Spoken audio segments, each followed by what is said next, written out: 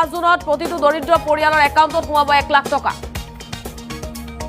5 জুনত পোনপটীয়াকৈ কংগ্ৰেছে দিব এই ধন। প্ৰতিগৰাকী দৰিদ্ৰ মহিলাৰ বেংক একাউণ্টত 1 লাখ টকাকৈ প্ৰদান কৰিব 5 জুনত। আৰু এই কথা আনুষ্ঠানিকভাৱে ঘোষণা কৰিছে ৰাহুল গান্ধীয়ে। প্ৰতিটো দৰিদ্ৰ পৰিয়ালৰ তালিকা প্ৰস্তুত কৰিবলৈ সাজু হৈ পৰিছে কংগ্ৰেছ। আৰু 5 জুন তাৰিখে প্ৰথম অৱস্থাত 8,500 টকা প্ৰদান কৰিব কংগ্ৰেছে। প্ৰতি মাহে মাহে 8,500 টকাকৈ কংগ্ৰেছে প্ৰদান কৰি যাব বুলি ঘোষণা কৰিছে। প্ৰতি মাহৰ 4 তাৰিখে 8,500 টকাকৈ লাভ কৰিব দৰিদ্ৰ মহিলাই। আৰু মোদী চৰকাৰৰ আঁচনিক চেলেঞ্জ দিছে এইবাৰ ৰাহুল গান্ধীয়ে। পৰৱৰ্তী সময়ত বছৰি 1 লাখৰ বিপৰীতে 2 লাখ টকালৈ বৃদ্ধি পোৱাৰ কথাও ঘোষণা কৰিছে। বিজেপিৰ লাখপতি বাইদেউৰ বিপৰীতে কংগ্ৰেছৰ কোটিপতি বাইদেউ আঁচনি। 5 জুনত প্ৰতিটো দৰিদ্ৰ পৰিয়ালৰ একাউণ্টত সোমাব 1 লাখ টকা।